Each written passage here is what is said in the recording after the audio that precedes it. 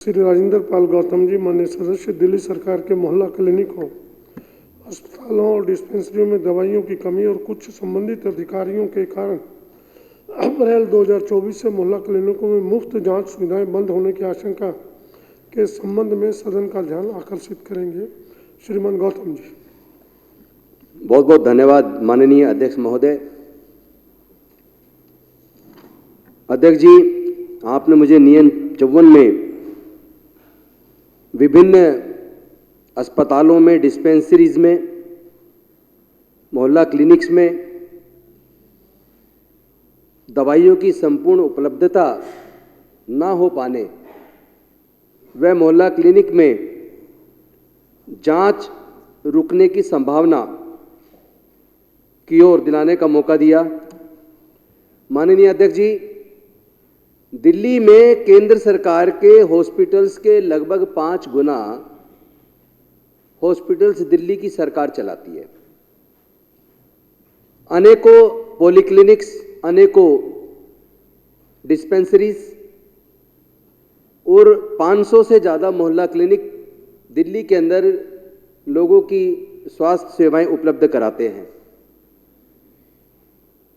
पहले हॉस्पिटल्स को खुद लोकल परचेज करने का अधिकार होता था, लेकिन उसमें भ्रष्टाचार के इस तरह के आरोप लगे और इस तरह की घटनाएं सामने आई, जिसकी वजह से सरकार ने निर्णय लिया कि सेंट्रली दवाइयों को प्रोक्योर करने का सिस्टम बनाया जाए और सीपीए का गठन करके सेंट्रल परचेज शुरू हुआ। लेकिन माननीय अध्यक्ष जी, मैं बहुत शर्म के साथ और बहुत दुख के साथ पूरे सदन का ध्यान इस ओर आकर्षित करना चाहता हूं कि हेल्थ डिपार्टमेंट ने सीपीए का टेंडर कर दिया था दवाइयों का, लेकिन टेंडर करने के बावजूद 1 साल पूरा हो गया और 1 साल पूरे होने तक भी उस टेंडर को कंप्लीट नहीं किया। कभी टेक्निकल बिड्स के नाम पर, कभी किसी दूसरे वजह से उस टेंडर को फाइनलाइज नहीं किया और 1 साल हो गया, टेंडर एक्सपायर हो गया। दवाइयां अस्पतालों में उपलब्ध नहीं हो पा रही हैं पूरी। ऑपरेशन के लिए दवाइयों से अलग और भी कई चीजों की जरूरत पड़ती है, और जब डॉक्टर कहते हैं हॉस्पिटल में अवेलेबल नहीं है, आप मार्केट से खरीद के लाइए। इससे दिल्ली की सरकार जो ईमानदारी के साथ न केवल दिल्ली के लोगों को, क्योंकि दिल्ली के अंदर केवल दिल्ली के लोग इलाज कराने नहीं आते, बल्कि दिल्ली के अंदर दिल्ली के आसपास के राज्य उत्तर प्रदेश, हरियाणा, राजस्थान, मध्य प्रदेश, वहां से भी लाखों लोग इलाज कराने के लिए दिल्ली में आते हैं। और ये तो मैं दिल्ली की सरकार का धन्यवाद करूंगा कि बिना पक्षपात के दिल्ली से बाहर के राज्यों से आने वाले लोगों को भी मुफ्त में न केवल इलाज उपलब्ध करा रहे हैं, बल्कि दवाइयां और ऑपरेशन से संबंधित सामग्री भी फ्री ऑफ कॉस्ट दिल्ली सरकार उपलब्ध कराती है। लेकिन इस नौकरशाही के नकारात्मक रवैये की वजह से और नौकरशाही के द्वारा एलजी साहब के साथ मिलकर दिल्ली की चुनी हुई सरकार को, कैबिनेट को बदनाम करने की नीयत से एक तरफ आप कहते हैं कि लोकल परचेज में घपला होता है, इसलिए हम सीपीए लेकर आए, और दूसरी तरफ सीपीए द्वारा टेंडर करने के बावजूद 1 साल तक टेंडर को फाइनलाइज नहीं किया जाता और चारों तरफ त्राहिमाम मच जाता है। पेशेंट आकर एमएलए के कपड़े फाड़ते हैं,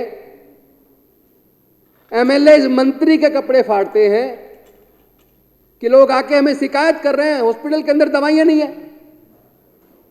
आधी दवाइयां मिल रही हैं, आधी बाहर से खरीदनी पड़ रही हैं। आखिर ऐसी नौबत क्यों आई?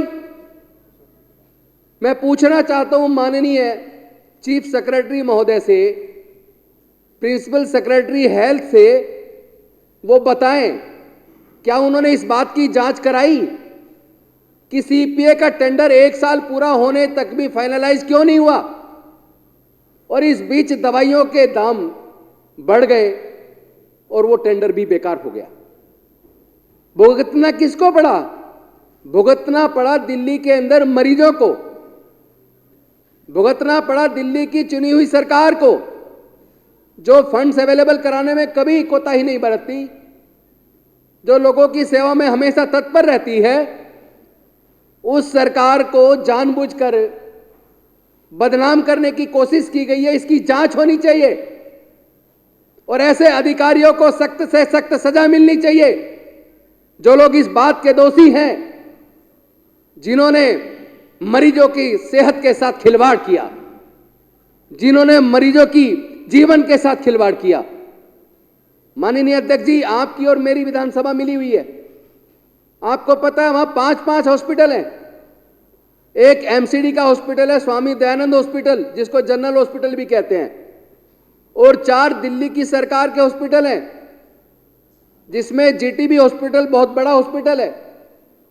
ईवास, जो व्यक्ति के दिमाग से संबंधित बीमारियों के लिए भारत में 2 ही बड़े हॉस्पिटल, एक बेंगलोर का है और दूसरा ईबास है। एक दिल्ली स्टेट कैंसर इंस्टीट्यूट है और एक Rajiv Gandhi super speciality hospital है। माननीय अध्यक्ष जी, आपको याद होगा कि दिल्ली स्टेट कैंसर हॉस्पिटल में पूरे देश से ही नहीं बल्कि दुनिया के बाहर के देशों से भी कैंसर का इलाज कराने लोग आते रहे हैं। बहुत ही अच्छा हॉस्पिटल था। सरकार ने बहुत मन के साथ उस हॉस्पिटल को बनाया था। करोड़ों रुपए की मशीनें इंस्टॉल की थी। न केवल दिल्ली स्टेट कैंसर इंस्टीट्यूट में पैट स्कैन सहित करोड़ों रुपए की मशीनें इंस्टॉल की थी, बल्कि इसके साथ साथ Rajiv Gandhi super speciality hospital के अंदर भी करोड़ों रुपए की मशीनें इंस्टॉल की गई थी।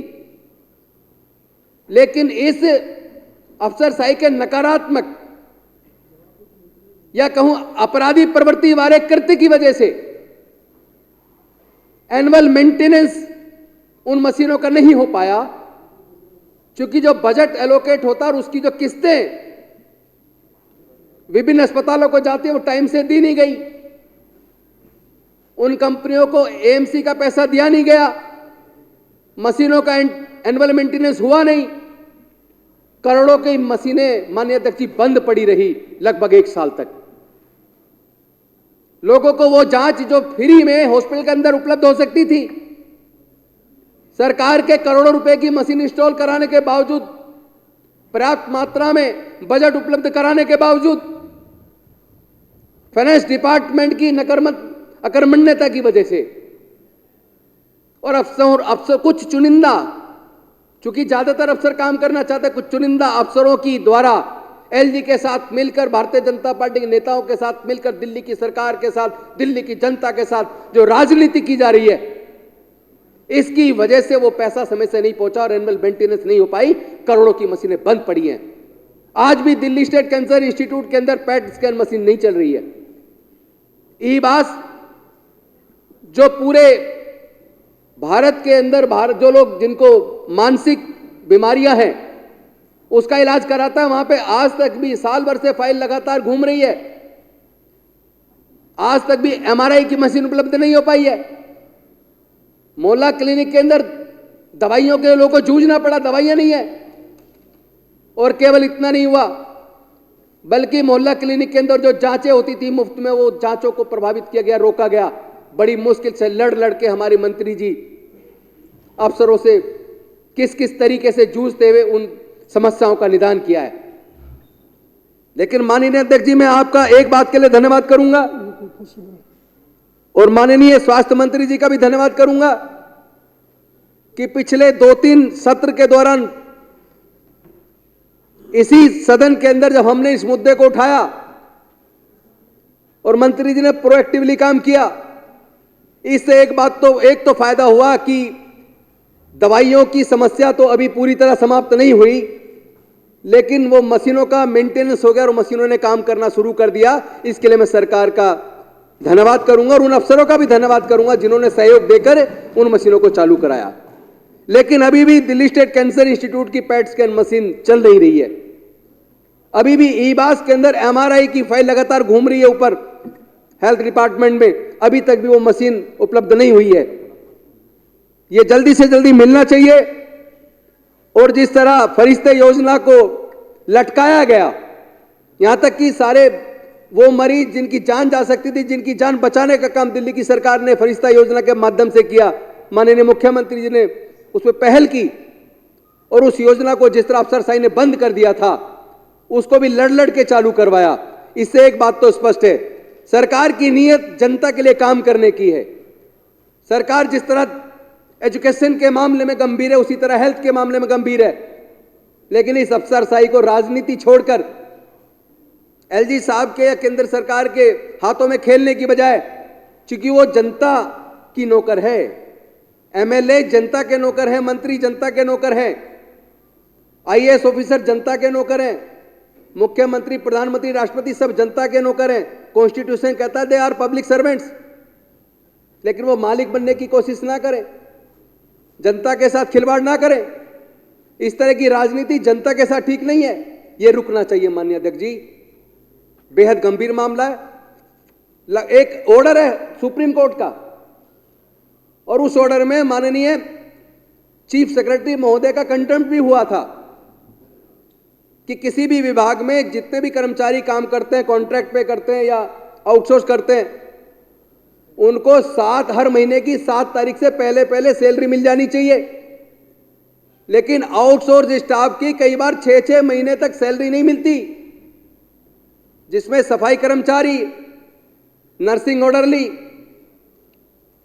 और जो पियोन का जो लोग काम करते हैं, सिक्योरिटी गार्ड का जो लोग काम करते हैं, पैरामेडिकल स्टाफ जो कॉन्ट्रैक्ट पे काम कर रहे हैं और बहुत सारे डॉक्टर जो कॉन्ट्रैक्ट पे काम कर रहे हैं, उनकी सैलरी कई बार 6-6 महीने तक नहीं मिलती है। मैं जानना चाहता हूं, चीफ सेक्रेटरी कंटेम्प्ट झेलना चाहते हैं या ऐसे अधिकारियों को सजा देना चाहते हैं जिनकी वजह से उनके खिलाफ कंटेम्प्ट शुरू होने वाली है, जिनकी वजह से समय से लोगों को तनख्वाह नहीं मिलती है। सिर्फ एक बात कह के अपनी बात खत्म करूंगा माननीय अध्यक्ष जी, लगभग सभी अस्पतालों में, वैसे तो लगभग सभी विभागों की यह स्थिति है, लेकिन अस्पताल एक ऐसी जगह है जहां लोग इलाज के लिए आते हैं, वहां पर अभी भी डॉक्टर्स की वैकेंसी खाली पड़ी है भारी मात्रा में।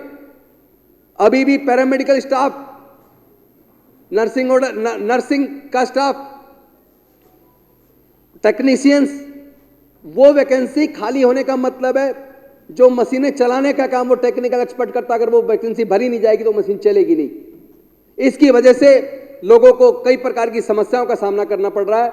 मैं निवेदन करूंगा कि माननीय हेल्थ मिनिस्टर साहब लगातार प्रयास कर रहे हैं, थोड़ा प्रयास और बढ़ाइए। हम लोग सब मिलकर उनके साथ रिक्वेस्ट करेंगे अधिकारियों से कि आप लोग जनता के सेवक हैं, हम लोग भी जनता के सेवक हैं, इसलिए राजनीति बंद कीजिए और जल्दी से जल्दी सारा स्टाफ उपलब्ध कराइए। DSSSB को गंभीर कीजिए ताकि वो टाइमली रिक्रूटमेंट का काम पूरा करें। आपने मुझे बोलने का मौका दिया, बहुत बहुत धन्यवाद, शुक्रिया। जय हिंद, जय भीम, जय भारत।